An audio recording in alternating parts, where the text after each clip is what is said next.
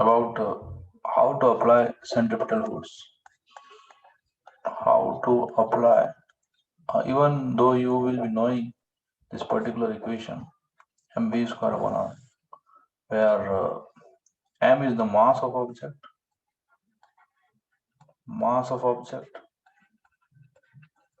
and v square by r is the centripetal acceleration. So this is nothing but mass into acceleration. This particular thing is mass into acceleration.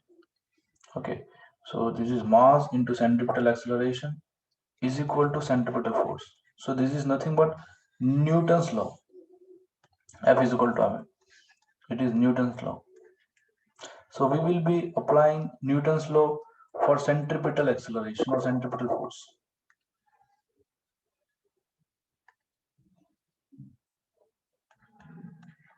So let's see how to apply this particular equation. So as such it is very simple, but still हमको थोड़ा इसके बारे में जानना पड़ेगा कि कैसे apply करते हैं, वो इम्पोर्टेंट है। चलिए ठीक है, तो सबसे पहले तो बात ये आती है कि अगर ये इतना फोर्स की रिक्वायरमेंट होती है, this is I will rather say it is requirement, mv square upon r is the centripetal force which is required centripetal force. You should not say it's just centripetal force, इसको आपको बोलना चाहिए required centripetal force. इतना हमको requirement है mv square upon r की। किस तरफ रिक्वायरमेंट है? तो towards the center. Likewise, अगर कोई पार्टिकल सर्कल में घूम रहा है, तो हमें सेंटर की तरफ, मान लो ये पार्टिकल है मास m, तो सेंटर की तरफ हमें, अगर ये v वेलोसिटी से घूम रहा है r रेडियस के सर्कल में, तो सेंटर की तरफ इतने फोर्स की रिक्वायरमेंट है, that's it, towards the centre. अच्छा, तो इसको अप्लाई कैसे करें? तो फिर से मैं रिपीट कर देता हूँ। आज हम जो सीखेंगे वो mv स्क्वायर अपॉन r को कैसे अप्लाई करते हैं वो देखेंगे। उसमें m ऑब्जेक्ट का मास होता है, v उसकी वेलोसिटी होती है, r उसकी रेडियस होती है, तो v स्क्वायर अपॉन r उसका सेंट्रीपिटल एक्सेलरेशन होता है, सेंट्रीपिटल एक्सेलरेशन। तो बेसिकली ये जो है वो है न्यूटन्स लॉ है, F is equal to M A C, where F C is the centripetal force.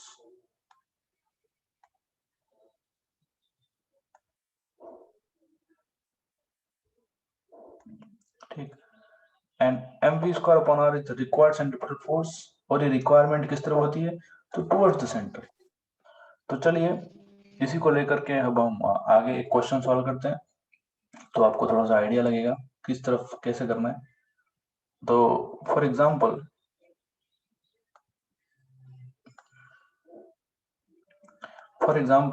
Let's say here this point is fixed point, और यहाँ पे एक स्ट्रिंग है, और यहाँ पे एक मास है, ऑब्जेक्ट हॉरिजेंटली रखा हुआ है, वर्टिकल में हॉरिजेंटली रखा हुआ है, ठीक है, हॉरिजेंटली ये मास रखा हुआ है।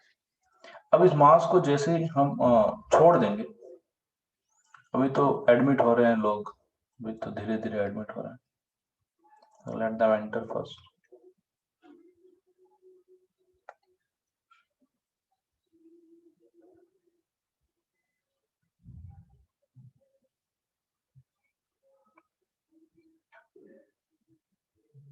चलिए, तो ये हमारे पास एक स्ट्रिंग है, स्ट्रिंग के एक एंड को हमने फिक्स कर रखा है और दूसरे एंड पे हमने मास लगा रखा है, और जैसे ही इस मास को छोड़ देंगे, यहाँ से रिलीज करेंगे, we will release it, release करेंगे मतलब इसकी initial velocity u is equal to 0, ठीक है। चलिए, तो आपको यहाँ पे रस्सी में टेंशन निकालनी है कि what will be the tension in this string eight this position, ठीक है। अच्छा, तो यहाँ पे टेंशन कैसे निकलेगी, क्या करेंगे, वो हम सब देखेंगे अभी थोड़ी देर में। सो u इज इक्वल टू 0 है, ओके, क्योंकि इसको रिलीज कर रखा है। अच्छा, अब ये मास धीरे धीरे धीरे धीरे कौन सा पाथ लेगा? तो ऑब्वियसली ये जो मास पाथ लेने वाला है वो सर्कुलर पाथ लेने वाला है, तो ये मास ऐसे सर्कल में ऐसे जाएगा, सर्कुलर पाथ, जैसे इसको छोड़ दोगे it will take its circular path, तो ये सर्कुलर पाथ लेगा, ऐसा करके ऐसे सर्कुलर पाथ। तो किसी भी इंस्टेंट पे मान लो ये मास यहाँ पे आ जाता है, let's say at some instant this mass is M mass और ये एंगल थीटा, तो हम यहाँ पर भी टेंशन कितनी होगी वो भी निकाल सकते हैं, ठीक है। तो यहाँ पर भी टेंशन कितनी होगी, तो और लेकिन यहाँ पे इसकी वेलोसिटी जीरो नहीं होगी, it has got some velocity. तो मान लो क्योंकि ये धीरे नीचे आ रहा है, एक बार इसकी वेलोसिटी इसको अचीव हो गई तो धीरे धीरे इसकी वेलोसिटी बढ़ेगी, और वेलोसिटी का जो डायरेक्शन होगा वो सर्कल के टेंजेंशियल होगा। तो यहाँ पे ये रेडियस है, ये रेडियस है, और इसकी वेलोसिटी का डायरेक्शन होगा इसके टेंजेंट होगा इस तरफ, तो मान लो वेलोसिटी v है। अच्छा, अभी मैं आपको एप्लीकेशन लगाना सिखा रहा हूँ कि m b square upon r को कैसे लगाते हैं। मान लो स्ट्रिंग की लंबाई को कुछ मान लेते हैं, let's say the length of string is L, capital L is the length of string. So ये जो कैपिटल एल है वही उसकी रेडियस बन जाएगी, ये इस एम मास की रेडियस है। तो एम मास की जो रेडियस है, जो रेडियस है वो बनेगी कैपिटल एल, ठीक है। कैपिटल एल इस एम मास की रेडियस बन जाएगी। इसमें ये जो मास है वो सर्कुलर पाथ इस रेडियस के अलॉन्ग करेगा। तो सबसे पहले तो देखते हैं कि इस मास पे यहाँ पे कौन कौन से फोर्सेस लग रहे हैं। बोलो यहाँ पे इस मास पे कौन कौन से फोर्सेस लग रहे हैं, और यहाँ पे इस मास पे कौन कौन से फोर्सेस लग रहे हैं। What are the forces which are acting on this mass at this position, बोलो बोलो।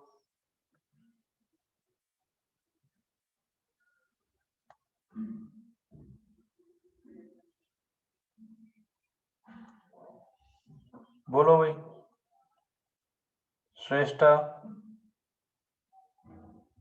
Archie, Sujal, Kavi, tension and gravitation, okay good. Harnish ने भी जवाब दिया। तो टेंशन लगेगा, तो टेंशन जो लगेगा बेसिकली सेंटर की तरफ लगेगा, टुवर्ड्स द सेंटर। अच्छा, और ग्रेविटेशन ऐसे परपेंडिकुलर लगेगा। हमको ये देखना है कि इतने फोर्स की, क्योंकि जब भी कोई सर्कल में चलेगा, ये अगर सर्कल में चला तो इतना रिक्वायर्ड फोर्स है। मैं इसको सेंट्रीपिटल फोर्स नहीं बोलता, मैं इसको बोलता हूँ रिक्वायर्ड सेंट्रीपिटल फोर्स। रिक्वायर्ड से आपको दिमाग में रहेगा, क्या दिमाग में रहेगा, कि इतनी रिक्वायरमेंट है, इतनी जरूरत है।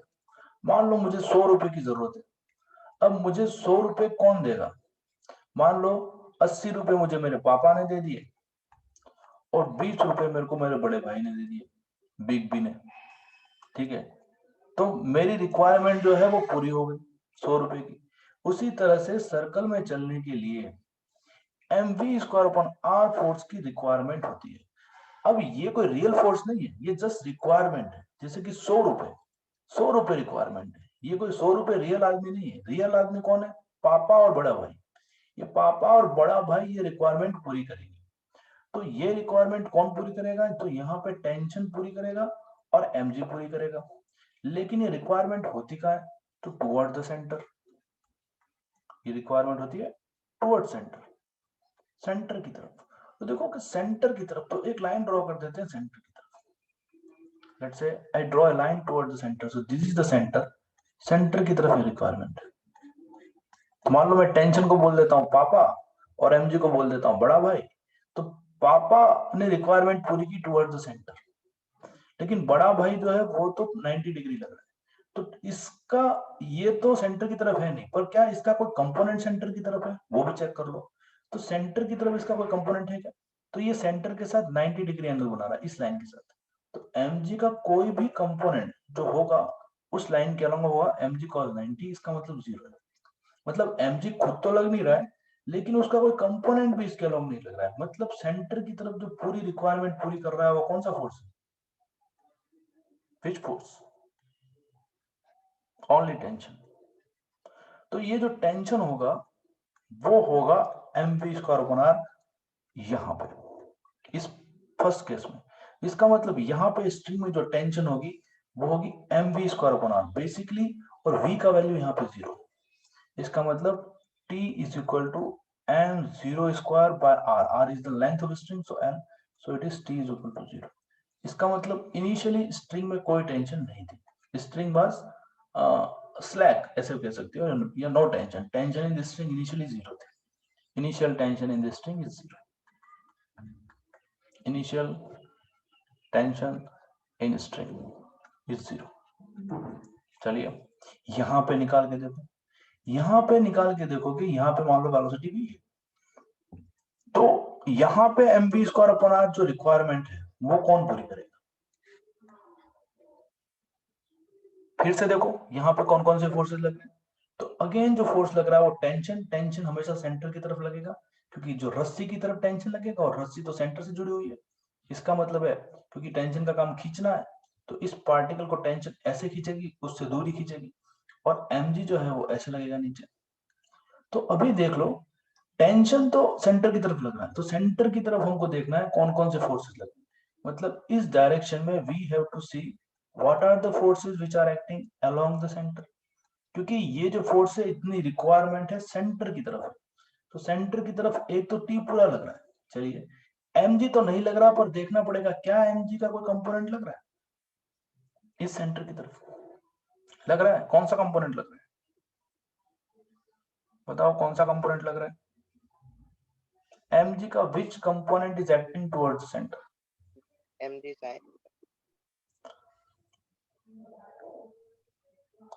mg sin थीटा, हर्निश कह रहा है mg sin theta, let's see, तो देखो ये लाइन हॉरिजॉन्टल से थीटा एंगल बना रही है, तो यहां पर भी मैं एक हॉरिजॉन्टल ड्रॉ कर देता हूं, तो आप देखोगे कि ये z बन रहा है ऐसे, तो अगर ये थीटा है तो ये एंगल भी थीटा होगा, ये थीटा हो जाएगा, और ये थीटा हो गया, तो ये दोनों लाइन 90 डिग्री पे, ये भी वाली, तो ये 90 माइनस थीटा हो गया,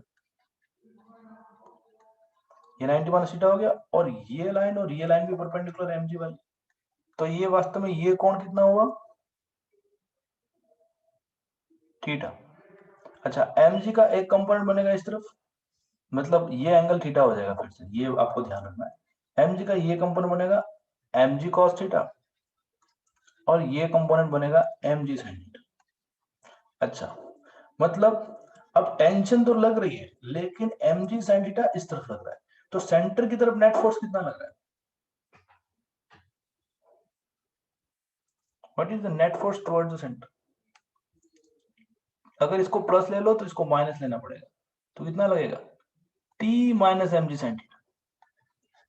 इसका मतलब ये हुआ कि जो t minus mg sin theta है वो इसकी रिक्वायरमेंट को पूरी कर रहा है mv स्क्वायर अपॉन r, और r का वैल्यू l है, तो इक्वेशन आएगी t minus mg sin theta is equal to m we square upon l, तो इस तरह से इक्वेशन निकाले।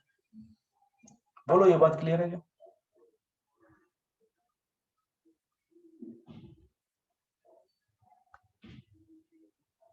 यस और नो?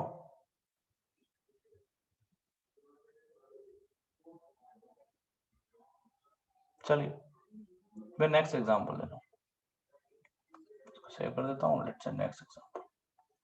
नेक्स्ट एग्जांपल में मैं आपको देता हूं कि यहाँ पे एक पार्टिकल है, फिर से वही स्ट्रिंग, इसको फिक्स कर दिया, वही रस्सी, ठीक, यहां मास है, मैं अब मैं इसको जीरो वेलोसिटी से नहीं फेंकता, इसको मैं u वेलोसिटी से फेंकता हूं, और मैं आपको देता हूं अगर इसको u वेलोसिटी से फेंकूंगा रस्सी से बंधा हुआ, तो ये भी कौन सा पाथ लेगा, which path it will take?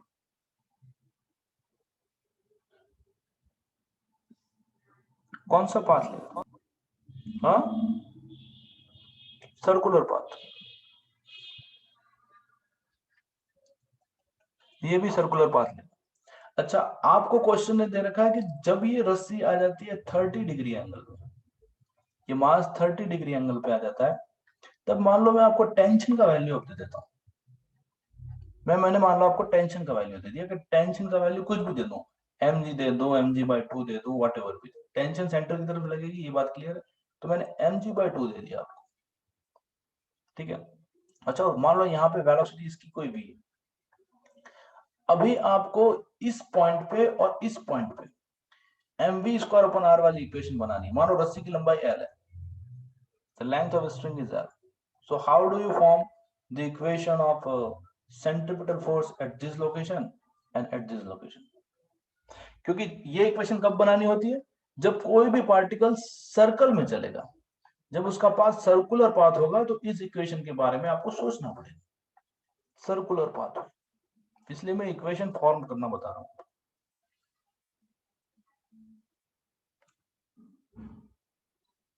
तो देखो यहां तो पहले वाली केस हो गया, टेंशन अंदर लगेगा, mg नीचे लगेगा, तो यहाँ पे तो क्या हो जाएगा, तो ये mg का कोई कंपोनेंट तो लग नहीं रहा इस तरफ, तो खाली कौन प्रोवाइड करेगा centripetal force towards the centre, ये सेंटर है, इस डायरेक्शन में सेंटर है, तो towards the centre only t is there, तो t is equal to mu square by, तो पहली इक्वेशन तो ये आ गई, दिस इक्वेशन नंबर 1 जो हमने फॉर्म कर दी, और इक्वेशन नंबर 2 यहाँ बनेगी, सेंट्रीपिटल फोर्स की कौन सी बनेगी,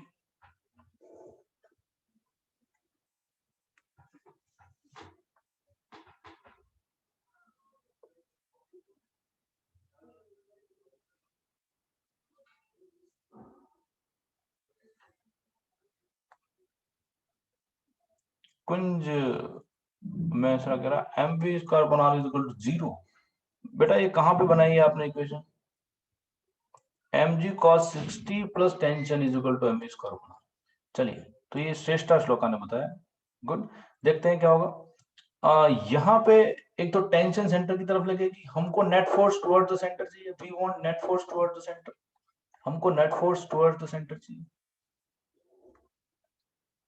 t plus mg cos theta, Ved Patel कह रहा है, ठीक है, ओके, तो net force toward the centre हमको चाहिए, अच्छा तो एक तो टेंशन लग रहा है और mg लगेगा इस तरफ, तो mg तो सेंटर की तरफ लग नहीं रहा, क्योंकि mg की तो डायरेक्शन फिक्स होती है, टेंशन की डायरेक्शन बदलेगी, जैसे जैसे रस्सी बदल दी जाएगी डायरेक्शन, वैसे टेंशन की डायरेक्शन बदलेगी, लेकिन mg तो ऐसा का वैसा ही रहेगा, mg तो सीधा ही लगना है, mg का कुछ नहीं हो सकता, पर क्या mg सेंटर की तरफ लग रहा है, नहीं लग रहा, तो चेक करो क्या mg का कोई कंपोनेंट सेंटर की तरफ लग रहा है, mg का कोई कंपोनेंट सेंटर की तरफ लग रहा है, तो ये 90 ये 60, अच्छा तो यहाँ पे लगेगा mg cos 60, तो यहाँ पे सेंटर की तरफ आ गया mg cos 60, इसका मतलब दो रियल फोर्सेस हैं जो कि सेंटर की तरफ लग रहे हैं, तो टेंशन लग रहा है और दूसरा mg cos 60 लग रहा है, तो ये दोनों फोर्स मिल करके रिक्वायरमेंट को पूरी करेंगे, रिक्वायरमेंट कितनी होगी m we square upon r, basically L,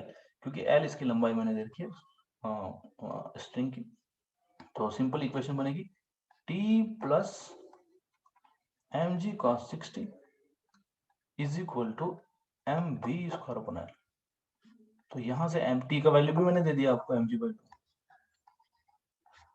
और ये भी mg बाई 2, तो यहां से आप v का वैल्यू भी निकाल सकते हो, तो यह आ जाएगा mg is equal to m we square upon l, m ने m को मार दिया, तो v का वैल्यू आ गया अंडर रूट जी एल, तो यहां से तो v का वैल्यू भी निकल गया, ठीक है, इक्वेशन ऐसे फॉर्म होगी, अभी एनर्जी कंजर्वेशन की इक्वेशन भी बनती है, तो हम वो बाद में बनाएंगे, अभी हमारा मेन मुद्दा है सेंट्रीपिटल फोर्स की इक्वेशन बनाने का, तो वो पहले बना के देख लेते हैं।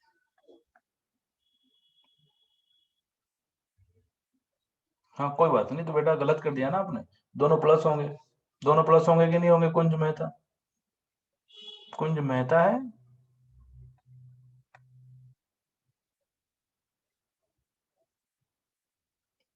हाँ कुंज है ना, चलिए ठीक है, तो आप देख लेना एक बार, चलो अगला क्वेश्चन मैं आपको देता हूँ, लेट्स सी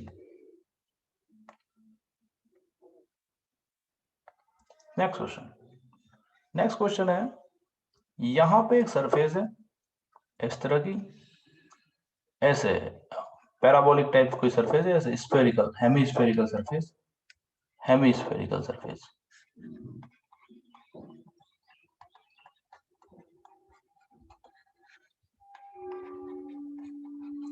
और यहां पे कोई ब्लॉक है, ठीक, इस ब्लॉक को मैंने मान लो कुछ धक्का दिया, ऐसे धक्का दे दिया, तो ब्लॉक थोड़ी देर में यहां पहुंच जाएगा, और मान लो यहाँ पे उसकी वेलोसिटी v है, मान लो, और ये एंगल जो है ये थीटा है और इसकी रेडियस जो है वो r है। तो बताओ यहाँ पे हम ब्लॉक का मास है, तो बताओ यहाँ पे mv स्क्वायर अपॉन r किसके बराबर होगा? ये रिक्वायर्ड सेंट्रीपिटल फोर्स है, ये रिक्वायर्ड सेंट्रीपिटल फोर्स किसके बराबर होगा?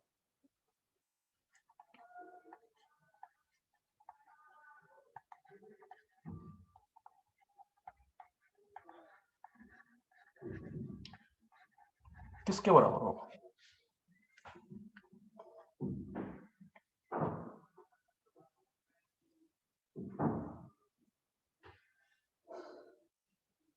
फॉर एग्जाम्पल मैं आपको बता देता हूं एक एग्जाम्पल और, जैसे अगर हमारे पास ऐसे रास्ता हो और यहाँ पे कोई ब्लॉक है, मान लो यहाँ से कोई ब्लॉक चलता हुआ आ रहा है ऐसे, है ना, और यहाँ पे पहुंच गया और यहाँ पे मान लो इसकी वेलोसिटी भी है और ये मास है ना, और ये जो रेडियस है उसकी, जिस सर्कल के सर्कुलर पाथ में घूम रहा है, कोई सर्कुलर पाथ है, तो सर्कुलर पाथ में ये घूम रहा है, तो सर्कुलर पाथ में घूम रहा है, इसकी रेडियस आर है, तो यहाँ पर mv स्क्वायर अपन आर किसके बराबर होगा? ऐसे बहुत से एग्जांपल बन सकते हैं। इक्वेशन बनाना आनी चाहिए, जब भी सर्कुलर पाथ होगा तो आपको एक इक्वेशन तो ये mv स्क्वायर अपन आर की सोचनी ही सोचनी, इसके बिना काम नहीं चलेगा। ये इक्वेशन एक वेरिएबल कम कर देगी, एक इक्वेशन बहुत बड़ा काम रखती है ना। तो देखो यहाँ टेंशन तो नहीं है बेटा, कहीं पर यहाँ नॉर्मल लगेगा, रस्सी थोड़ी बांध रखी है यहाँ पे। ये ब्लॉक इस सरफेस के कांटेक्ट में है, तो यहाँ नॉर्मल लगना। देखो ये सरफेस इस ब्लॉक पे किस तरफ नॉर्मल लगाएगी, नीचे लगाएगी कि ऊपर लगाएगी? ऑब्वियसली ऐसे ऊपर की तरफ, ये ब्लॉक पे ऐसे नॉर्मल लगाएंगे। और mg तो हमेशा नीचे लगता है, mg का तो एक ही काम है, mg तो नीचे ही लगता है। अच्छा, इस वाले क्वेश्चन में ये जो सरफेस है वो ब्लॉक पे किस तरफ नॉर्मल लगाएगी, ऊपर के नीचे?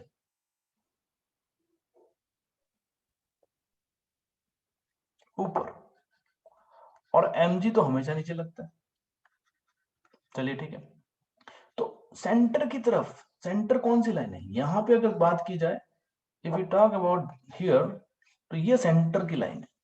तो सेंटर की तरफ नेट फोर्स कितना है, रियल फोर्स, तो नॉर्मल ऊपर लग रहा है तो प्लस, क्योंकि हम कह रहे हैं टुवर्ड्स द सेंटर, हमको अवे फ्रॉम सेंटर नहीं चाहिए, टुवर्ड्स द सेंटर।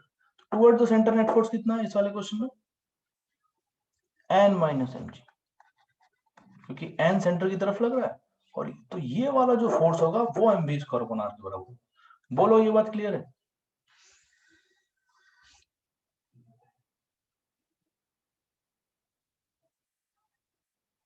यहाँ पे टुवर्ड द सेंटर, तो टुवर्ड द सेंटर नॉर्मल तो टुवर्ड सेंटर नहीं लग रहा, अवे फ्रॉम द सेंटर लग रहा है। तो नॉर्मल जो है वो अवे फ्रॉम द सेंटर है, कोई बात नहीं, ये सेंटर लाइन है। mg क्या सेंटर की तरफ लग रहा है? तो आप कहोगे सर नहीं लग रहा, लेकिन चेक करो क्या mg का कोई कंपोनेंट सेंटर लाइन की तरफ लग रहा है? तो ये एंगल थीटा, तो mg का ये कंपोनेंट कितना हो गया, mg cos थीटा, ठीक है। और ये कंपोनेंट हो जाएगा mg sin थीटा, पर we don't need mg sin theta. mg sin theta इसको इस सरफेस पे एक्सेलरेशन प्रोवाइड करेगा, वो अलग बात है, वो बात की बात करेंगे। अभी हमें यहाँ पे इक्वेशन क्या बनेगी बताओ?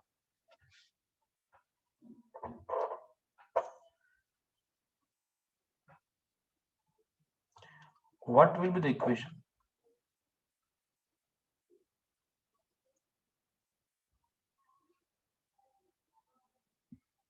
किसी ने बनाई भी है शायद, mg cos theta minus normal, Shreshtha Shloka ने बताई। यस, नहीं, normal minus mg cos theta नहीं बेटा, हरनीश गलत बोल रहा है बेटा। नॉर्मल तो अवे फ्रॉम द सेंटर है और टुवर्ड द सेंटर चाहिए हमको। तो टुवर्ड द सेंटर कौन सी, टुवर्ड द सेंटर जो है वो तो ये है mg cos थीटा, तो इसको प्लस लेना पड़ेगा और इसको नॉर्मल को माइनस लेना पड़ेगा। तो इक्वेशन आएगी mg cos theta minus normal is equal to mv square upon r. ये इक्वेशन बनने वाली, ठीक है। तो यहाँ इक्वेशन बनेगी। कई बार सवाल ऐसा आता है कि ये कोई ब्लॉक है, ऐसे ऐसे ऐसे घूम के ऐसे आ गया, तो यहाँ से ब्लॉक को फेंका, यहाँ घूम के यहाँ आ गया, है ना, और यहाँ पे इसकी स्पीड v है और मास m है। तो बताओ यहाँ पे क्या इक्वेशन बनेगी? और मान लो रेडियस आ रही है,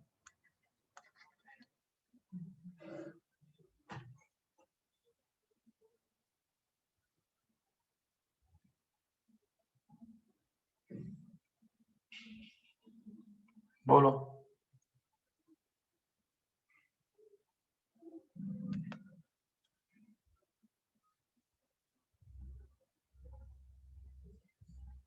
तो इक्वेशन क्या बनेगी? तो यहाँ पे इक्वेशन सिंपल है, ये नॉर्मल श्रेष्ठा n plus m g, good good good very good. तो देखो यहाँ पे ये जो सरफेस है वो इस ब्लॉक पे नॉर्मल नीचे लगाने वाला है, और एम जी भी नीचे ही लगेगा, एम जी तो नीचे ही लगना ही लगना है। तो टुवर्ड द सेंटर, तो इस सर्कुलर पाथ का सेंटर कहाँ बनेगा? इस तरफ बनेगा। तो इस सर्कुलर पाथ का सेंटर इस तरफ बनेगा, तो टुवर्ड द सेंटर दो फोर्स है, नॉर्मल प्लस एम जी, और ये v वेलोसिटी से चल रहा है, तो नॉर्मल प्लस एम जी जो होगा वो होगा एम बी स्क्वायर। ये सब बातें समझ में आ रही है आपको? चलिए अभी हम आगे एक और एग्जांपल लेता हूँ, उसके बाद थोड़ा सा कुछ और पढ़ेंगे। लास्ट एग्जांपल इसी m we square upon r पे, ये वाला सरफेस है, और ये मान लो यहाँ भी वेलोसिटी से आ रहा है, और ये एंगल जो है ये ऐसा, ये एंगल थीटा है, और इस सरफेस इसका मास एम है, तो यहाँ पे, और ये रेडियस आर है, तो यहाँ पे m we square upon r किसके बराबर होगा? क्योंकि सर्कुलर पाथ है, m we square upon r बना सकते हो। ऐसे बहुत सारे क्वेश्चन फ्रेम किए जा सकते हैं, कहीं पर भी, इस लोकेशन पे पूछ ले आपको, कहीं पर भी पूछ सकता है। पूछेगा नहीं, सवाल तो कुछ और ही आएगा, पर इस इक्वेशन की जरूरत पड़ेगी। ये v वेलोसिटी है, दोनों थीटा और v एक जैसे दिख रहे हैं, v वेलोसिटी चल रहा है, तो देख लेते हैं क्या है। तो यहाँ पे जो नॉर्मल लगेगा, नॉर्मल टुवर्ड द सेंटर होता है, तो टुवर्ड द सेंटर नॉर्मल लगेगा, और एम जी लगेगा ऐसे, और नॉर्मल तो टुवर्ड द सेंटर लग ही रहा है, तो इसको तो प्लस ले लूंगा, और ये एंगल थीटा है वर्टिकल से, तो ये भी वर्टिकल है, तो ये एंगल भी थीटा होगा, तो एम जी का ये कंपोनेंट हो जाएगा एम जी कॉस थीटा, और दूसरा कंपोनेंट हो जाएगा एम जी साइन थीटा। ये बात समझ में आ रही है? तो टुवर्ड द सेंटर कौन सा कंपोनेंट आएगा? N minus m ji cos theta, n minus m ji cos theta is equal to m we square upon, that's it. Is it clear और नॉट?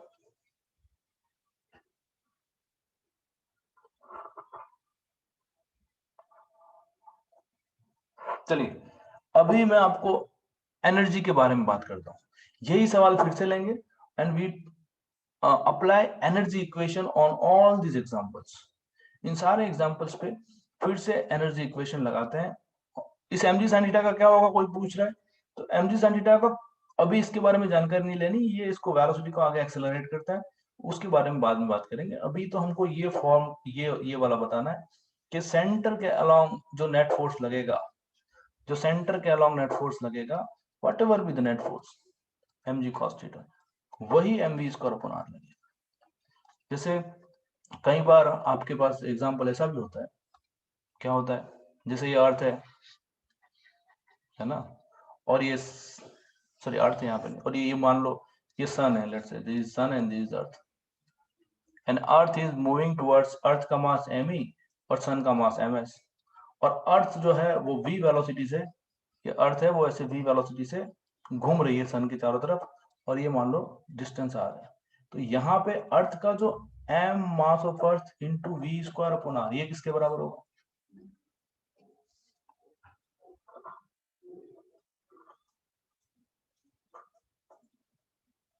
ये क्वेश्चन कहाँ आएंगे आपके? ये ग्रेविटेशन में काम आएगी, जब आप ऑर्बिटल वेलोसिटी निकालते हो, जैसे यहाँ अर्थ होती है, अर्थ होती है और सैटेलाइट उसके चारों तरफ घूमती है, सैटेलाइट जब उसके चारों तरफ घूमती है, ऐसा क्वेश्चन होता है, तो आपको कुछ भी सवाल फ्रेम किया जा सकता है। तो ये जो सैटेलाइट जब अर्थ के चारों तरफ घूम रही होती है, तब भी यहाँ पे मान लो सैटेलाइट का मास m है, और ये जो डिस्टेंस है r है, तो आप लगा सकते हो m satellite into v velocity से अगर सैटेलाइट घूम रही है, तो v स्क्वायर अपॉन r, ऐसा इक्वेशन बन सकती है। तो ये भी किसके बराबर होता है? बताओ ये किसके बराबर होगा?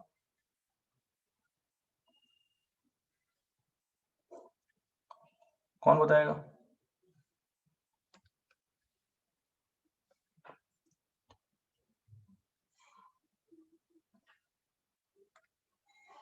श्रेष्ठ G M M upon are square, good, very good, G M M upon are square, Arnish ji बोल रहा है, यस।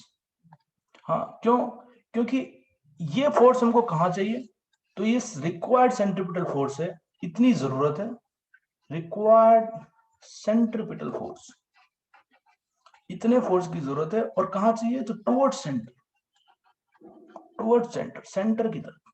तो सेंटर की तरफ फोर्स कितना लग रहा है, तो सेंटर की तरफ, अब सन और अर्थ के बीच में क्या फोर्स लग सकता है, ऐसे रस्सी से तो बांध नहीं रखा इन दोनों के, टेंशन लग जाए, है ना। और ऐसा भी नहीं है कि अर्थ जो है वो सन के ऊपर घूम रही है, सन के ऊपर अर्थ घूम रही है तो नॉर्मल लग जाए, ऐसी भी कोई बात नहीं है। तो अब क्या करें, तो इन दोनों के बीच में जो फोर्स लगता है वो ग्रेविटेशनल अट्रैक्शन लगता है। ग्रेविटेशनल अट्रैक्शन क्या होता है कि अर्थ, क्योंकि अर्थ पे इक्वेशन लगा रहे हैं, ये इक्वेशन किस पे, ये किसका सेंट्रीपिटल फोर्स रिक्वायर्ड है, ये अर्थ पे लग रहा है, ऑन अर्थ। तो हमको देखना पड़ेगा कि अर्थ पे वास्तव में रियल फोर्स कौन सा लग रहा है, सेंटर की तरफ। तो अर्थ पे जो सेंटर की तरफ रियल फोर्स है, वो सन इसको G mass of sun mass of earth upon are square इतने फोर्स से खींच रहा है। इसका मतलब this is the real force, ये रियल फोर्स है। और ये क्या है, ये तो खाली रिक्वायरमेंट है, 100 रुपए की रिक्वायरमेंट है। अभी रिक्वायरमेंट कौन कर रहा है पूरी, तो उसका बड़ा भाई पूरी कर रहा है। ये जो रियल फोर्स है, ये उसके पापा हैं वो पूरी कर रहे हैं। तो ये हो गया g m s m e upon are square is equal to mass of earth into v square upon. तो यहां से इक्वेशन निकल के आएगी, क्या इक्वेशन निकल के आएगी, मास ऑफ अर्थ कैंसिल, तो आ गया g m s upon r का वी स्क्वायर, तो वी का वैल्यू आ जाएगा under root g m s upon r. Basically ये सैटेलाइट की ऑर्बिटल वेलोसिटी होती है। अगर अर्थ के अराउंड होता है तो यहाँ मास ऑफ अर्थ होगा, ये जैसे अर्थ सन की तरफ घूम रहा है तो यहाँ मास ऑफ सन है। लेकिन अगर सैटेलाइट अर्थ के चारों तरफ घूमेगा तो यही इक्वेशन बनने वाली है। तो जब भी सैटेलाइट सैटेलाइट अर्थ के चारों तरफ घूमेगा, अर्थ के चारों ओर घूमेगा, तो उसकी ऑर्बिटल वेलोसिटी बोलते हैं, तो that is known as orbital velocity of satellite. क्योंकि सैटेलाइट पे इक्वेशन लगेगी, अभी जैसे अर्थ पे लगाई वैसे सैटेलाइट पे लगा दो।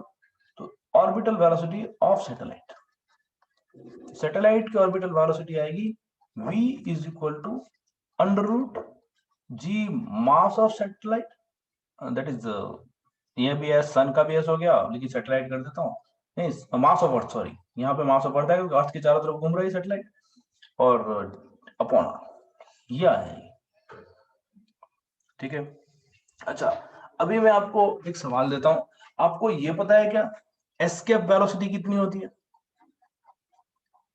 फ्रॉम अर्थ, इसका वैल्यू पता है?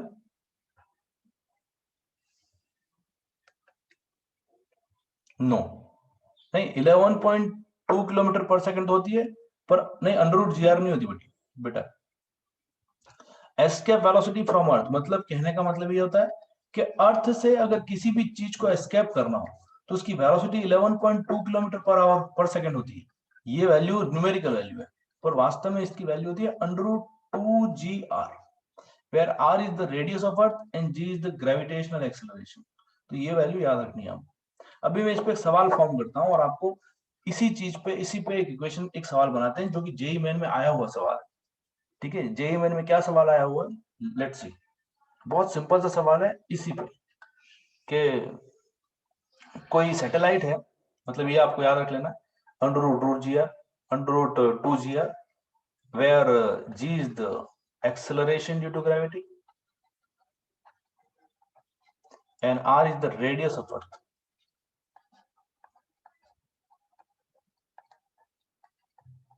ठीक है, तो ये चीज आपको याद रखनी है, और इसकी वैल्यू 11.2 किलोमीटर पर सेकंड होती है। तो देखो जेईई मेन में क्या सवाल आया हुआ है, लेट्स सी। सवाल ऐसा है कि ये अर्थ है, इक्वेशन वही m b square upon r वाली निकालनी है, बस खत्म। और अर्थ की रेडियस, मतलब अर्थ बड़ी बना देता हूं मैं, ये अर्थ है और अर्थ की रेडियस आर है, और एक सैटेलाइट है जो कि यहां से h हाइट पे घूम रही है v वेलोसिटी से, ठीक है। और उसकी वेलोसिटी है एस्केप वेलोसिटी की आधी, एस्केप वेलोसिटी की आधी। बाई 2, तो आपको h निकालना है। h का वैल्यू ऑप्शन में h है, r है, 2r है, 3r है और 4r है, तो कौन सा आंसर होगा?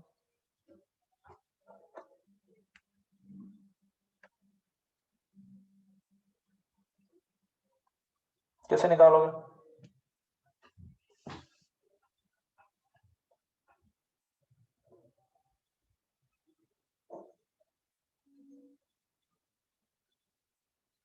This is the h. h is the height of satellite from earth surface. ये बेसिकली क्या है? Height of satellite from earth surface. ये सैटेलाइट है।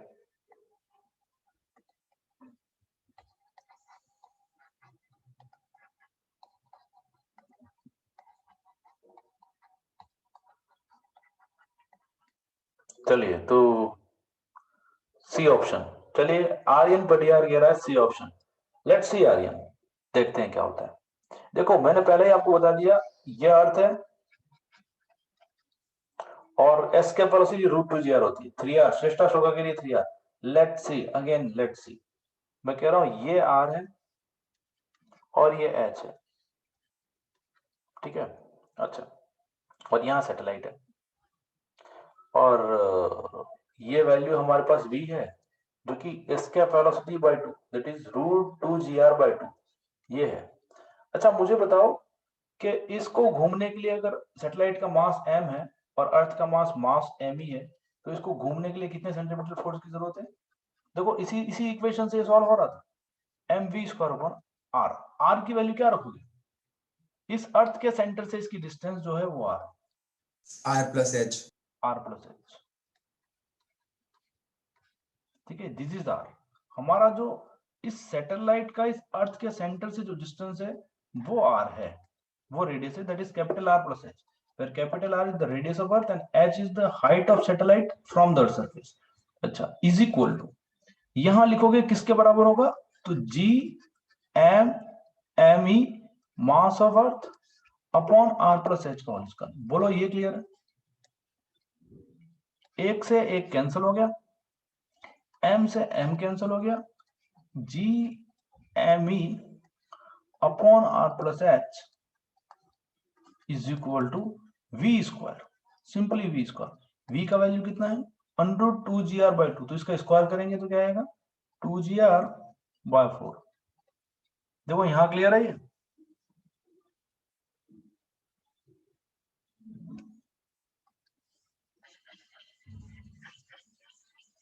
अच्छा, कैपिटल जी को क्या लिख सकते हैं? Small g by small g into m, क्या लिख सकते हैं?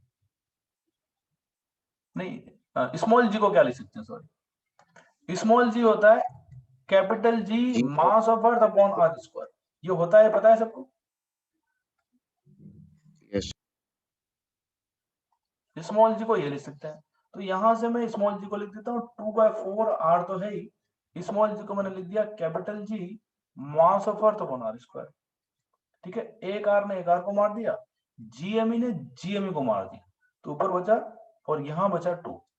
तो इसका मतलब है ना 1/r+h, यहाँ पे जो बचा 1/r+h इस वाले में is equal to what? 1/2r। तो h का वैल्यू क्या आया?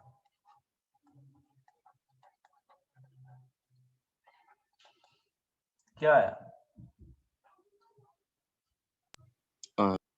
r। तो ये देखो, ये जेईई मेन का सवाल, ये सवाल हमने अभी कर लिया।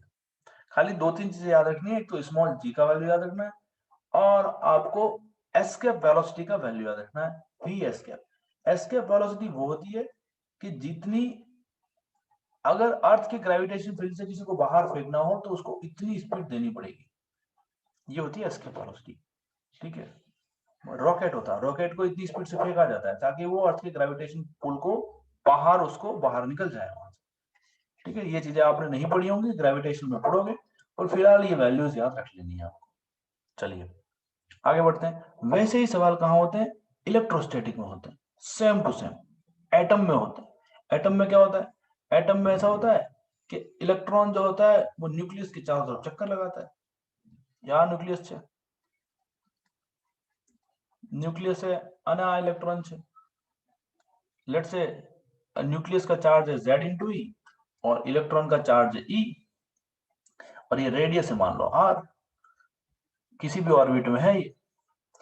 तो यहाँ पे अगर ये v वेलोसिटी से इलेक्ट्रॉन चक्कर लगा रहा है और मास ऑफ इलेक्ट्रॉन मैं यहाँ पे me लिखूंगा, दैट इज मास ऑफ अर्थ नहीं है, ये मास ऑफ इलेक्ट्रॉन है, ठीक है, मैंने स्मॉल m लिख दिया, मास ऑफ इलेक्ट्रॉन। तो इसको कितने सेंट्रीपिटल फोर्स की जरूरत है, तो इसको me(v²/r) इतना रिक्वायर्ड है। तो कौन देगा, रियल फोर्स कौन सा है,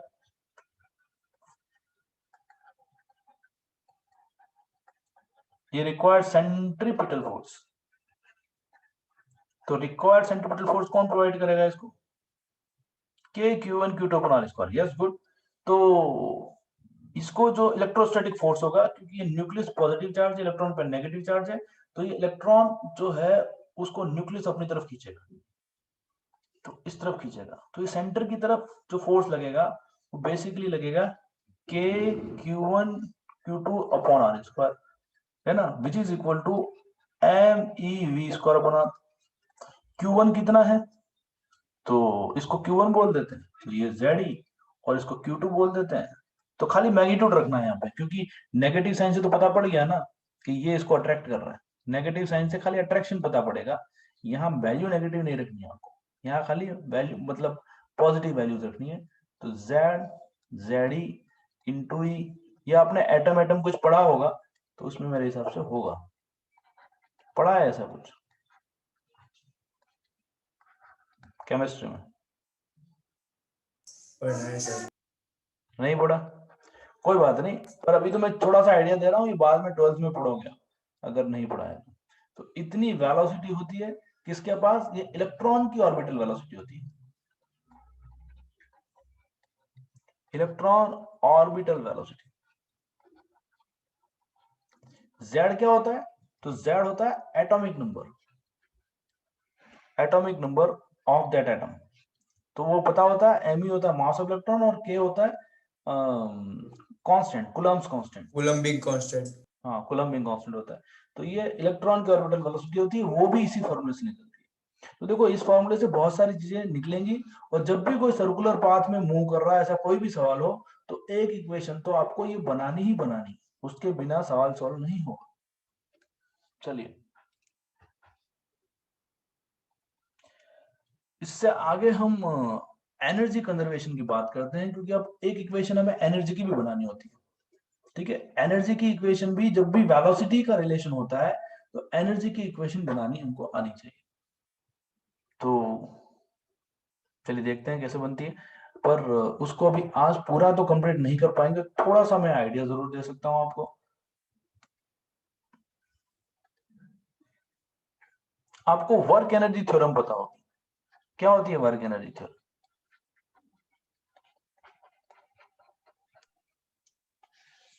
work done by all the forces equals to change in kinetic. Work done by all the forces is equal to Change in kinetic. Change in kinetic energy, A final minus K initial. अच्छा ये equation किस पे लगती है, ये equation आप system पे लगा सकते हो या किसी ऑब्जेक्ट पे लगती है, सिस्टम पे लगती है या किसी ऑब्जेक्ट पे लगती है, Certain system. हाँ किस पे लगती है। फॉर एग्जाम्पल अगर मैंने आपको एक स्प्रिंग दे दी और एक ब्लॉक दे दिया, तो स्प्रिंग हमारे पास है, यहाँ पे वॉल है और यहाँ पे ब्लॉक है, तो इन सबको अगर मैं साथ में ले लूं तो उसको क्या बोलेंगे, सिस्टम बोलेंगे। अगर मैंने खाली स्प्रिंग और ब्लॉक को लिया, स्प्रिंग और ब्लॉक को मैं पढ़ रहा हूं, तो ये हमारे पास हो जाएगा स्प्रिंग ब्लॉक सिस्टम। अगर मैं वॉल को भी इसमें ऐड कर दूं, wall plus spring plus block, तो ये बन जाएगा स्प्रिंग वॉल ब्लॉक सिस्टम। और अगर मैं खाली ब्लॉक ब्लॉक को पढ़ूं तो वो सिंगल ऑब्जेक्ट है, वो सिस्टम नहीं है, ये सिंगल ऑब्जेक्ट है। और मैं खाली स्प्रिंग स्प्रिंग को पढ़ूं तो वो भी सिंगल है, सिंगल ऑब्जेक्ट, ठीक है। और अगर मैं खाली वॉल वॉल को पढ़ूं तो वो भी सिंगल ऑब्जेक्ट है। लेकिन अगर मैं इनमें से किसी भी दो को साथ ले लेता हूं, जैसे मैंने वॉल और ब्लॉक को लेने से मतलब नहीं है, इन दोनों को साथ में लेने से एक साथ मतलब नहीं है, या तो इन दोनों को साथ लो या इन तीनों को साथ लो, ठीक है, ऐसे स्टडी करो। तो ये इक्वेशन किस पे लगेगी, सिस्टम पे लगेगी या सिंगल ऑब्जेक्ट पे लगेगी?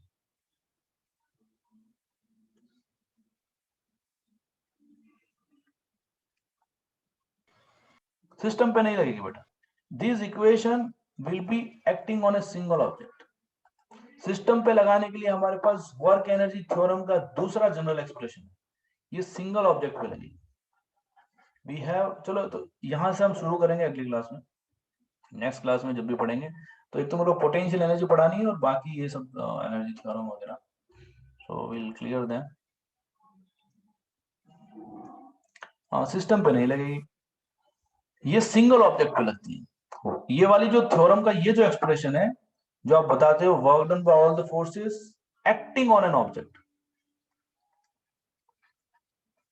On an object is equal to change in kinetic energy of that object. तो ये सिंगल ऑब्जेक्ट पे लगेगी। सिस्टम पे लगानी हो तो उसके लिए हम अगली क्लास में पढ़ेंगे। Thank you very much. यहाँ हमारा समय पूरा होता है। धन्यवाद। कोई डाउट?